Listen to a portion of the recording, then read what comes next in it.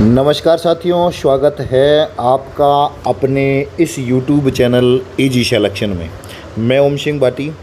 आज एक नया वीडियो जिसमें बात करेंगे जो अपने इजी सिलेक्शन एप्लीकेशन पर ऑनलाइन और बाड़मेर के अंदर ऑफलाइन टेस्ट सीरीज़ जो चल रही है उसका 7वां टेस्ट, पहले वाले टेस्ट सीरीज़ का 7वां टेस्ट जो 16 अगस्त को आयोजित होगा। जो कब आयोजित होने वाला है?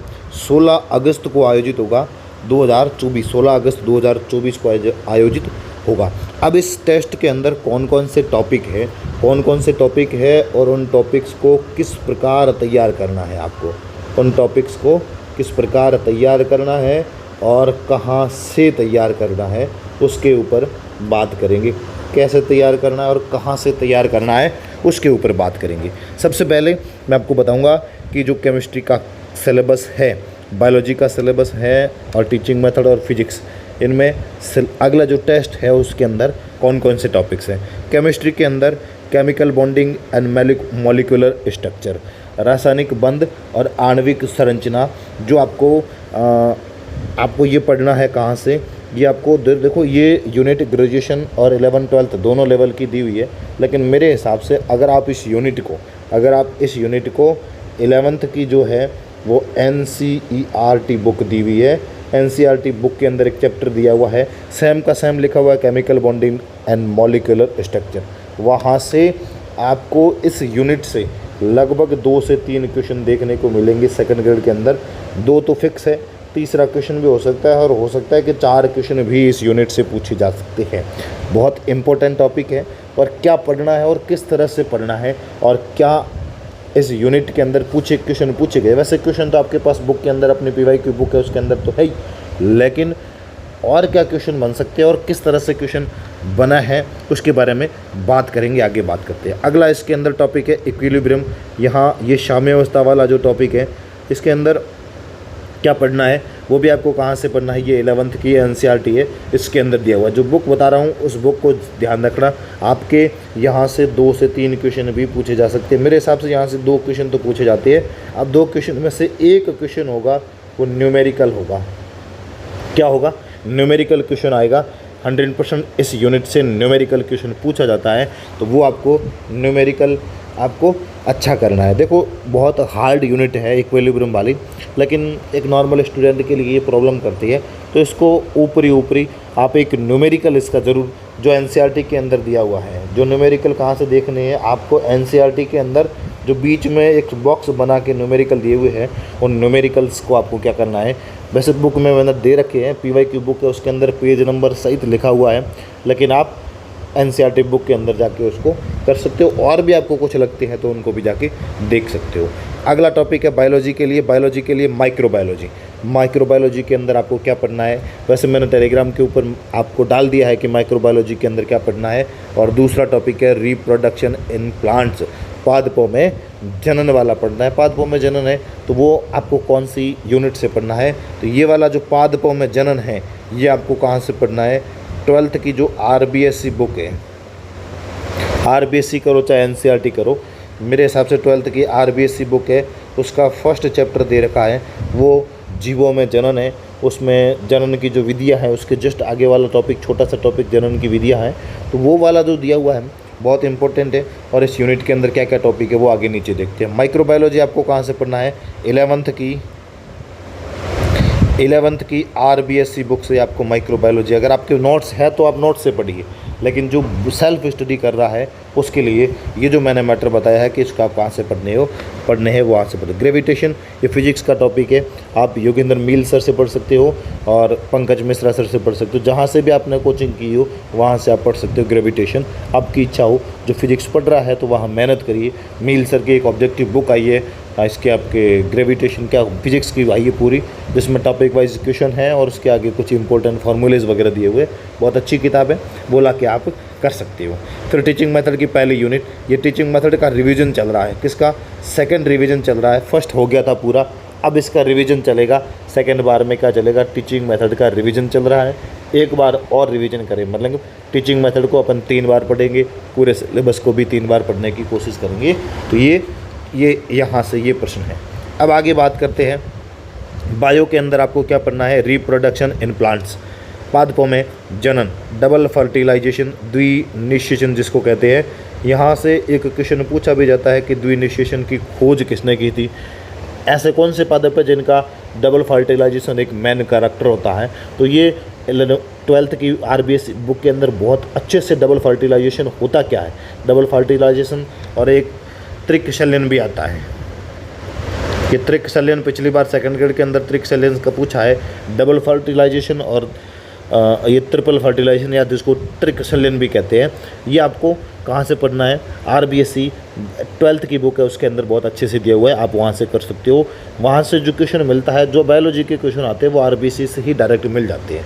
फिर आता है टाइप्स ऑफ एम्ब्रियो, मतलब भ्रूण के प्रकार होते हैं, जो 4-5 प्रकार के भ्रूण के टाइप दिए हुए हैं, अलग अलग प्लांट्स के अंदर भ्रूण के टाइप दिए हुए हैं, वो जाके आप RBSc के अंदर दिए हुए हैं। नहीं मिले तो मुझे कर देना, मैं आपको कहीं से भी PDF अवेलेबल करवा दूँगा। अगला है एंडोस्पर्म, भ्रूणपोष, भ्रूण और भ्रूणपोष के प्रकार है। फिर आगे आता है पॉलीएम्ब्रियोनी, पॉलीएम्ब्रियोनी बहुभ्रूणता। जिम्नोस्पर्म का मुख्य कैरेक्टर होता है बहुभ्रूणता। जब कहाँ से है, ये जिम्नोस्पर्म का मुख्य कैरेक्टर होता है। तो ये बहुभ्रूणता किसका मुख्य कैरेक्टर है, जिम्नोस्पर्म का है। और भी RBSc के अंदर अच्छा सा मैटर दिया हुआ, आप इसको कर सकते हो। एपोमिक्सिस, फिर आता है पार्थेनोकार्पी। ये सारा मैटर आपको कहाँ से पढ़ना है, 12th की RBSc बुक के अंदर बहुत अच्छा मैटर दिया हुआ है, रिप्रोडक्शन इन प्लांट्स। यहाँ से सेकंड ग्रेड के अंदर 2 क्वेश्चन, 1 से 2 क्वेश्चन पूछे जाते हैं। एक तो पक्का है 100% यहाँ से एक क्वेश्चन आएगा, 2 क्वेश्चन भी हो सकते हैं। बहुत अच्छा टॉपिक है, बहुत सिंपल टॉपिक है। आप यहाँ से double fertilization, types of embryos and endosperms, यहाँ से बहुत अच्छे अच्छे क्वेश्चन बनते हैं। और RBSc के अंदर बहुत शॉर्ट मैटर है, खुद के शॉर्ट नोट्स बना लीजिए। फिर आता है माइक्रोबायोलॉजी, यूकैरियोटा, प्रोकैरियोटा। अब इसके अंदर क्या पढ़ना है, वायरस को पढ़ना है, वायरस विषाणु पढ़ना है। विषाणु के अंदर विषाणु के प्रकार आपको पता होना चाहिए, जो 3-4 प्रकार के हैं। फिर उसके अंदर विषाणु के जनरल कैरेक्टर आपको पता होने चाहिए। उसके बाद में विषाणु के कारण या वायरस के कारण जो बीमारियां होती है, पादपों के अंदर, जंतुओं के अंदर जो बीमारियां होती है, उनके बारे में आपको पता होना चाहिए। और वायरस के हानिकारक प्रभाव, मतलब वो रोगों के, और इसके लाभदायक भी कुछ बेनिफिट्स भी होती है, उन बेनिफिट्स को भी आपको देखना है। तो ये वायरस खत्म हो जाएगा।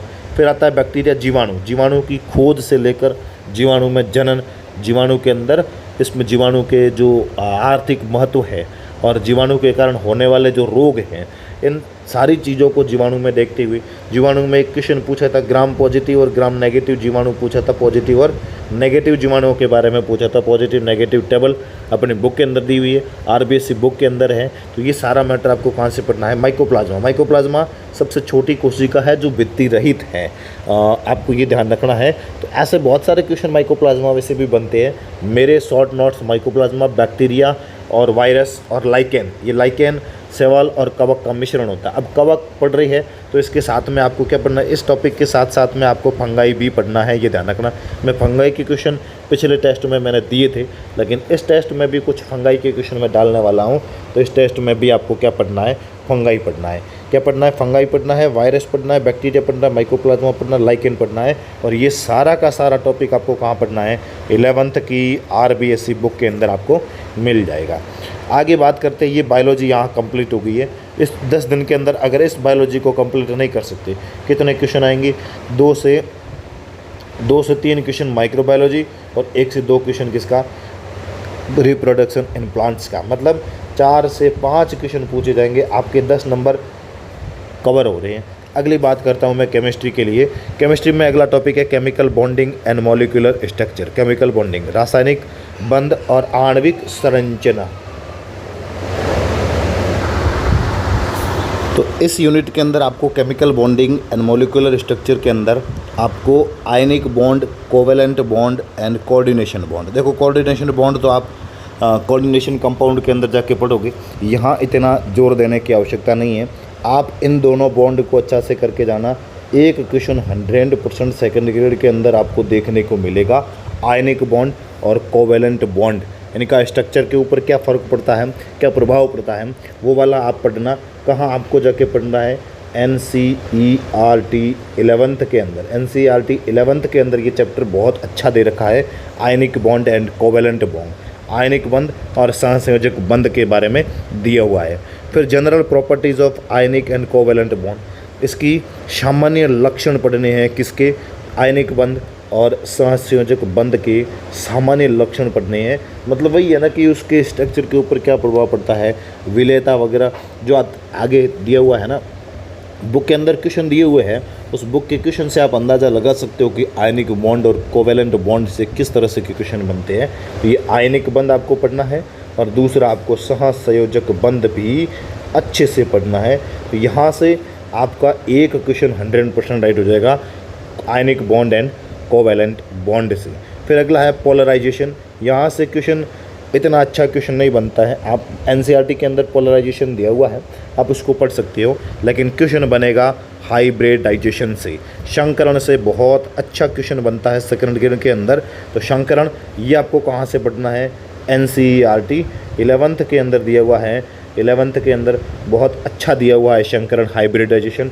इसमें आपको sp Shankaran, sp2 Shankaran, sp3 Shankaran, sp3d2 Shankaran और d2sp3 शंकरण, ये वाले शंकरण आपको पढ़ने हैं। और इसके आपको इसमें भी आपको क्या याद रखना है, इसमें इसका शंकरण का प्रकार याद रखना है, शंकरण का प्रकार आपको याद रखना है। उसके अलावा यहाँ आपको जो ज्यामिति बनेगी या जो संरचना बनती है, ज्यामिति जो बनती है, उस ज्यामिति को आपको याद रखना है। जैसे NH3 है तो उसकी ज्यामिति क्या होगी, SF4 होता है, उसकी SF6 है, उसकी ज्यामिति BF3 है तो उसकी ज्यामिति क्या होती है। और उसके बाद आपको उसमें ध्यान रखना है जो आपके उसमें जो बनती है, स्ट्रक्चर बनती है, वो संरचना और ज्यामिति हो गई। और उसके अलावा आपको ध्यान रखना है इसमें जो आपकी बनती है ना, वो क्या बोलते हैं उसको, उसमें एक विशेष कैरेक्टर वाले होते हैं जिसमें लॉन पेयर बनता है। किसमें लॉन पेयर, ये लॉन पेयर वाला तो बहुत अच्छा सा ध्यान रखना है। एक टेबल बनी हुई है कि जिसमें जो लॉन पेयर होता है उसकी स्थिति क्या होनी चाहिए कि उसके बीच में आकर्षण बल कम हो, ऐसा क्वेश्चन बना हुआ है। SF4 के अंदर, SF6 के अंदर बनता है, तो वो वाले आपको इसमें ध्यान रखना है। इसके अलावा कुछ ध्यान नहीं रखना है पोलराइजेशन में। फिर आता है जियोमेट्री ऑफ, क्या लिखा, molecules, directional properties of bond. मतलब यहाँ से सीधा सा आपको क्या रखना है, फाजांस का जो रूल है, फाजांस का जो रूल है वो आपको ध्यान रखना है। और फाजांस के रूल से बहुत अच्छे क्वेश्चन बनेंगे। कॉन्सेप्ट ऑफ रेजोनेंस, यहाँ से क्वेश्चन बनता नहीं है इतना ढंग का। तो ये 3 चैप्टर हो गए, एक तो आयनिक बॉन्ड, इस 3 टॉपिक हो गए, सॉरी चैप्टर नहीं टॉपिक हो गए। आयनिक बॉन्ड और कोवेलेंट बॉन्ड आपको पढ़ना है, हाइब्रिडाइजेशन पढ़ना है और प्रॉपर्टीज़ ऑफ मतलब डायरेक्शनल प्रॉपर्टीज़ ऑफ बॉन्ड, मतलब फाजांस का रूल्स है उसको आपको पढ़ना है। और कॉन्सेप्ट ऑफ रेजोनेंस, ये सारा का सारा एनसीईआरटी 11th के अंदर बहुत अच्छे से दिया हुआ है। फिर उसके बाद में ये ग्रेजुएशन लेवल, ये तो जो था वो 11th-12th का था, ये ग्रेजुएशन लेवल का है। इसमें elementary idea about VBT, valence bond theory, VBT की खोज किसने की थी और वीबीटी के अंदर क्या क्या दिया हुआ है वो एनसीईआरटी 11th के अंदर बहुत अच्छे से दिया हुआ है। मॉलिक्यूलर ऑर्बिटल थ्योरी, एमओटी आपको पढ़नी है। और एमओटी के अंदर कहाँ से पढ़ना है आपको, हीलियम से लेकर फ्लोरीन तक के पढ़ने हैं। हीलियम से लेकर, ये देखना इसमें होमोन्यूक्लियर और डाईएटॉमिक मॉलिक्यूल्स पढ़ना है। इसके अलावा आपको CO का देखना है, आपको NO का देखना है, आप NO2 का भी देख सकते हो, जो एनसीईआरटी के अंदर दिया हुआ है वहाँ से देखना है। और आप इसके अलावा आपको क्या देखना है, ऑक्सीजन का जो ऑक्सीजन के जो होते हैं ना आयन, ऑक्सीजन के जो आयन होते हैं कौन कौन से होते हैं, एक ऑक्सीजन होता है, एक O2 माइनस होता है, एक O2 माइनस 2 होता है, एक O2 प्लस होता है और एक O2 प्लस 2 होता है। इन वाले आयनों के अंदर आपको क्या देखना है, बंद कोटि आपको ध्यान रखनी है और उसके अलावा बंद ऑर्डर ध्यान रखना है। और यहाँ से स्थायित्व से संबंधित भी प्रश्न पूछे जाते हैं, स्थायित्व और बंद ऑर्डर से संबंधित क्वेश्चन बुक के अंदर क्वेश्चन दिए हुए हैं इस यूनिट के, और यहाँ से जाके आप देख लेना। एमओटी से सेकंड ग्रेड के अंदर 100% क्वेश्चन आएगा, वीबीटी से आएगा, एमओटी से आएगा, पोलराइजेशन से आएगा, आयनिक बॉन्ड कोवेलेंट बॉन्ड से आएगा। उसके बाद में valence shell electron pair repulsion theory, VSEPR theory होती है उसके बारे में, और क्रिस्टल फील्ड थ्योरी होती है। ये आप कोवेलेंट बॉन्ड कोऑर्डिनेशन बॉन्ड के अंदर CFT आप वहाँ जाके पढ़ोगे। बाकी आपको वेस्पर पढ़ना है। वेस्पर, वीबीटी और एमओटी बहुत इंपॉर्टेंट टॉपिक है और सेकंड ग्रेड में यहाँ से 100% क्वेश्चन पूछे जाते हैं, तो आपको इनको अच्छा करना है। और ये पढ़ना कहाँ से है, एनसीईआरटी 11th के अंदर आपको देखना है। अगला टॉपिक आता है इक्विलिब्रियम, साम्य अवस्था। अगला जो टॉपिक आता है वो कौन सा है? साम्य अवस्था या इक्विलिब्रियम। देखो इस चैप्टर को मैं तो सेकंड ग्रेड के अंदर छोड़ के गया था, मैंने ओनली न्यूमेरिकल पढ़ के गया था। मैं एनसीईआरटी के बीच वाले एक न्यूमेरिकल आया था और वो न्यूमेरिकल मेरा सही हुआ था, मुझे सीधा डायरेक्ट उसका आंसर याद था और वो सीधा ही एनसीईआरटी या टीवाईक्यू होगा, लेकिन उसका आंसर मुझे याद था और मेरे ये क्वेश्चन सही हुआ था बिल्कुल। जो एनसीईआरटी के बीच में न्यूमेरिकल दिए हुए या पीवाईक्यू होते हैं वही वापस आते हैं, तो इसको इतना देखना कि जिसके कमज़ोर है तो वो कमज़ोर ही रहेगा, आप कितने भी कोशिश कर लो ये सही नहीं होने वाला। लेकिन बहुत हार्ड यूनिट है, आप जिसका अच्छा है वो इसमें अच्छी मेहनत कर सकता है। लॉ ऑफ मास एक्शन, मैंने इस यूनिट को मैं छोड़ के गया था, मैं आपको बताऊंगा कि यहाँ से क्वेश्चन बन सकता है। तो ये वाला जो है ना, ये एसिड बेस कॉन्सेप्ट, यहाँ से सेकंड ग्रेड के अंदर क्वेश्चन बनेगा। पीएच स्केल, बफर सॉल्यूशन और D association of acid base, यहाँ से एक क्वेश्चन बन सकता है ये वाला। कॉमन आयन इफेक्ट्स ये वाला, और importance solubility product and it's uses, ये वाला लास्ट वाला चैप्टर है। जो टॉपिक शॉर्ट है आप उसको एनसीईआरटी से पढ़ लेना, इसके अलावा कोई पढ़ने की आवश्यकता नहीं है। बुक में जो क्वेश्चन दिए हुए वो कर लेना, बस टेस्ट सीरीज के क्वेश्चन कर लेना। टेस्ट सीरीज में जो भी क्वेश्चन बनेंगे वो मैं डाल दूँगा, बाकी इसमें इतनी मेहनत करनी नहीं है। जो फिज़िकल केमिस्ट्री है जिसकी अच्छी है तो वो अच्छी ही करेगा, बाकी आपको टारगेट रखना है। साथ साथ में बात कर लेते हैं कि संस्कृत एजुकेशन का जो एग्ज़ाम है वो कब होने वाला है। लगभग 28 से लेकर 31 दिसंबर के बीच होने वाला है, ठीक है। 28 से लेकर 31 दिसंबर के बीच में है, जो भी एक डेट दी हुई है, प्रॉपर तरीके से मुझे याद नहीं है कि वो डेट कौन सी है, लेकिन वो इसी के अंदर इसके बीच में होने वाली है। आप अगर तैयारी कर रहे हो, अच्छे ढंग से तैयारी कर रहे हो, किसी भी कैटेगरी के हो, आपको एक टारगेट सेट करना है कि सब्जेक्ट के अंदर, एक टारगेट सेट करना है कि सब्जेक्ट के अंदर आपको 80 से लेकर 85 क्वेश्चन, 80 से 85 क्वेश्चन आपको सब्जेक्ट के अंदर क्या करने हैं, काट पिट के राइट करने हैं। फिर उसके बाद जो जीके वाला पेपर होता है, जो फर्स्ट पेपर होता है, उसके अंदर आपको क्या करना है, 60 से लेकर 65 क्वेश्चन करने हैं। 60 से 65, यहाँ आप 80 से 85, 85 से 90 भी जा सकते हो, 25 से 90 भी जा सकते हो, या 60-65 करते हैं तो यहाँ 80 से लेकर 85 क्वेश्चन और यहाँ 60 से लेकर 65 क्वेश्चन। कितना होता है टोटल? 0 और 8 से 114 और ये 9, 8, 15, 150, मतलब 280 से लेकर 300 नंबर अगर आपका टारगेट है तो आपका जनरल के अंदर सिलेक्शन होने के अच्छे चांस बनते हैं। संस्कृत एजुकेशन के अंदर 280 से लेकर 300, ये एक अनुमान है। इससे पहले मतलब एक टारगेट सेट करने का कह रहा हूँ, मेरिट का नहीं बता रहा हूँ मैं एक टारगेट सेट करने का बोल रहा हूँ कि आप इस यहाँ तक ये सिलेक्शन वाली अप्रोच है। 80 से 85 क्वेश्चन कर देते हो, 80 से 85 कर देते हो, 60 से 65 कर देते हो, तो आपका जनरल एजुकेशन के अंदर हो जाएगा, संस्कृत एजुकेशन के अंदर हो जाएगा, दोनों के अंदर सिलेक्शन होने के अच्छे चांस रहेंगे। तो ये एक टारगेट करके चलिए। अब कोई बोल रहा है कि हम मैनेज नहीं कर पा रहे, जीके को साथ में कैसे लेके चले, तो मैंने पहले भी बताया है, लेकिन एक छोटा सा वीडियो और बताऊंगा कि जीके को अलग से कैसे पढ़ सकते हैं आप सब्जेक्ट के साथ। कल परसों में एक वीडियो डालने की कोशिश करूंगा। बहुत सारे मैसेज आ रहे हैं कि जीके को नहीं पढ़ पा रहे, लेकिन जो टेस्ट के अंदर टॉप कर रहे हैं, मतलब टॉप फर्स्ट, जो फर्स्ट रैंक है, सेकंड रैंक के टेस्ट के अंदर बहुत अच्छे नंबर आ रहे हैं उनके सब्जेक्ट में, नो डाउट वो अच्छा करेंगे, लेकिन जीके भी उनको पढ़ना है। अगर उन्होंने जीके नहीं पढ़ा तो 40% के लिए भी तरसेंगे, सही बता रहा हूँ।